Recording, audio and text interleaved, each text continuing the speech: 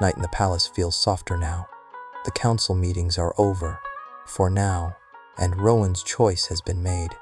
The world outside still holds danger, but here, in this quiet room, it feels far away. Rowan sits by the fire, the flames turning his hair into warm copper. His body still carries the warmth of his heat, but it feels calm now. Not wild, not scary, just part of him.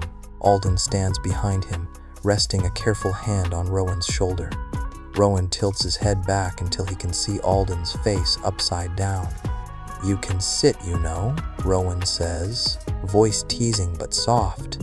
"I like standing where I can see you," Alden answers, his mouth curving into a faint smile. Rowan's chest warms at the words. "Then come closer," he whispers. Alden moves around the chair and kneels in front of Rowan. Their knees touch, and Rowan feels the bond between them pulse gently, warm and steady. Rowan lifts a hand and brushes his fingers along the scar above Alden's eyebrow. "Does this still hurt?" he asks quietly. "No," Alden says, "but I remember how I got it." Rowan's brows lift. How? "Protecting someone else," Alden says. His voice turns softer. "Before I knew you," Rowan's heart tightens. "And now you're protecting me. I'd protect you from the world if I could," Alden says, voice low. Rowan leans forward, their foreheads almost touching. "You don't have to," he whispers. "Just don't leave." "I won't," Alden says. His breath warms Rowan's skin. "Not ever." They sit there, close and quiet. Rowan's heat hums under his skin, but it feels gentle, like a tide, not a storm. "I used to think my heat would ruin me," Rowan admits. "Make me weak, and now?" Alden asks. Rowan smiles, small but real. "Now I think it's part of me, and I can live with that." Alden's eyes soften. "I like all of you. Even the parts you're afraid of." Rowan's breath catches. His hand slips to Alden's, fingers lacing together. "You make it easier to be myself," Rowan whispers. "And you make it easy to stay," Alden answers. The fire pops softly, filling the room with warm light. Outside, the night is deep and silent. Rowan tilts his head, pressing a soft kiss to Alden's forehead. "Thank you," he whispers against his skin. "For what?" Alden asks, voice rougher now. "For being here," Rowan says. "For letting me choose you, and for choosing me back." Alden's hand lifts, brushing Rowan's cheek. "Always," he says softly. They sit together until the fire burns low, neither speaking, neither needing to. Just breathing, just being. And for Rowan, that is enough. Want more than enough.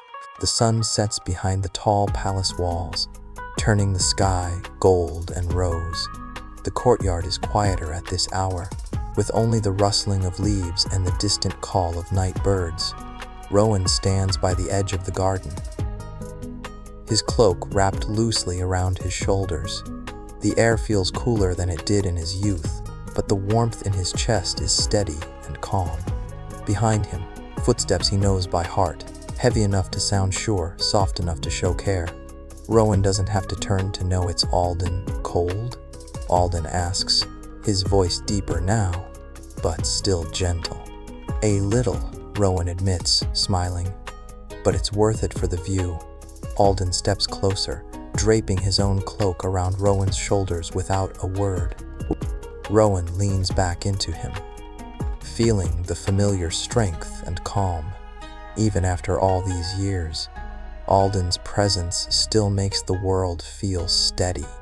They stand together, looking over the gardens they once walked through as frightened lovers, unsure of the future. Now the flowers bloom in neat rows, and a small fountain trickles softly in the center. "Do you ever miss it?" Rowan asks quietly. "Miss what?" Alden asks. "The feeling of not knowing what tomorrow would bring," Rowan says, his voice soft but honest.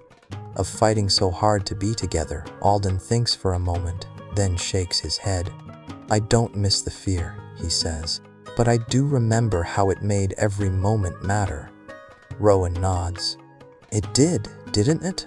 Alden's hand finds Rowan's, their fingers lacing together like they have 1,000 times before. It still matters, Alden says. Every day, Rowan's heart warms at the words. Even after all these years, Alden still says things that catch him by surprise. Things that make the bond between them feel new again. In the distance, Rowan sees two figures walking the path between the roses young, laughing softly together. It reminds him of who they were back then. Rowan, scared but stubborn, and Alden, steady but silently afraid of wanting too much. We were different people then, Rowan says. We grew together, Alden says, and we're still growing. Rowan turns to look at him fully. Alden's hair is streaked with silver now, and there are lines around his eyes from years of quiet smiles. But Rowan still sees the same man he chose, and who chose him back. I used to be so afraid of my heat, Rowan says softly. Of wanting anything. And now? Alden asks, his eyes gentle. Now I'm not afraid to want, Rowan says.